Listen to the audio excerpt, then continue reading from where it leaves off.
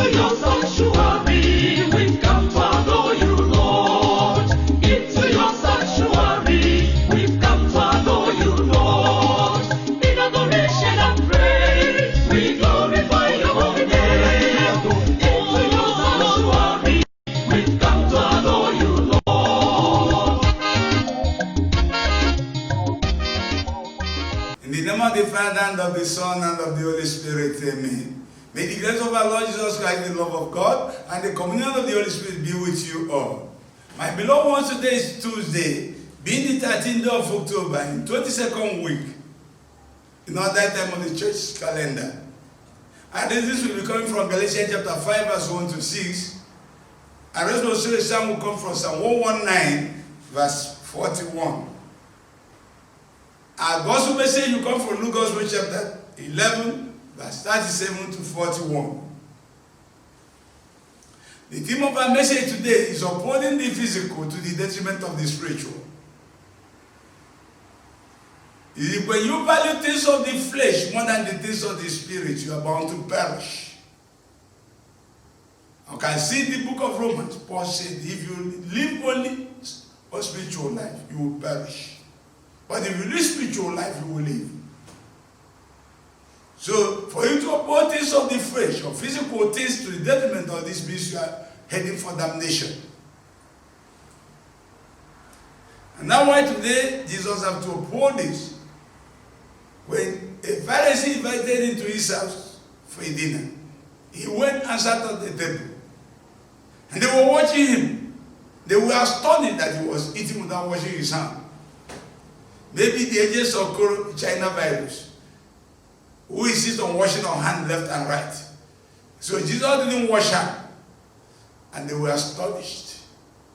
And when they were astonished, they confronted Jesus and he knew their thoughts.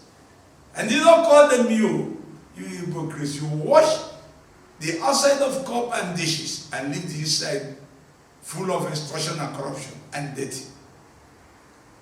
Is it not you who created the outside that created the inside? Why not stand for justice and all that is will flow? And he said, if you make everything inside neat, every other thing will be neat. If the inside is neat, the outside will be neat too. But why to keep the outside neat and this side neat? Because the structure is like a tomb. You painted the tomb so beautiful outside, but inside is all dead bones and everything. So, Jesus telling us, you don't continue to demonstrate this outside when the inside is not neat. If the inside is neat, everything will flow. Out of the abundance of the heart, the mouth flows. And I want today to make it us understand that it's not necessary for us to do this. We should hold this of the spirit and that of the flesh. And that's why Paul is telling us, brethren, for freedom Christ has set us free. Stand fast therefore, and do not submit again to the yoke of slavery. It's in Christ we are free, but at our freedom. But I don't know how to live above the physical. To live now vertical, not to settle with horizontal way of life. And now Paul was telling them, if you insist on circumcision, you will not have any value of God, Christ. Christ didn't come. You want to do things on your own. You under the law, you want to do things under the law. If you keep to the law, you are bound to keep every aspect of the law. And if you're under the law, you're under a curse. You are denying yourself of the grace of God. Christ came and died and redeemed us from the shackles of slavery and flesh. It's only faith in him that will liberate you from that bondage. But you only can't do anything. Now I say, if you are in law, you will be justified by law. And not many people are justified by law. Or they will fail. But when we are in Christ, through faith in him, we are waiting in hope for the righteousness.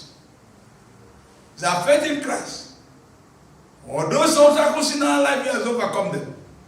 And it's only union with him you can overcome. On your own you couldn't do anything. But in him you are an overcomer. And now I say, for Jesus, circumcision or no circumcision has no meaning for him. What matters is your faith in love of God. Your faith through the love of God is when you discover the love of God for you, then you have total trust in him. And that's your faith in him. And your faith will set you free. And your faith, the blessings of God and grace of God will accompany you. And now why today is making us to understand that to go manual, when you go analog, you are heading for problem. When you go digital, you go spiritual. And that's why the same one that stood so well today, they say, Lord, let your mercy come upon me. Let your mercy, it's only the mercy of God that will save us, because we have been fumbling. We will ask God to give us the grace to lay up all things of the spirit and overcome things of the flesh. And when the flesh is up, the spirit will go down. And when the spirit is up, the flesh will go down. And we shall be holy people. And we'll be people of faith and people of God, sharing in Christ. Anything short of that, you are pagan. And God give us the grace to understand this today and live for the spiritual more than the physical ones. We add this through Christ our Lord. May the blessings of Almighty God be upon all of us, and we celebrate our growth in spiritual life. In the name of the Father, and of the Son, and of the Holy Spirit. Peace be with you all.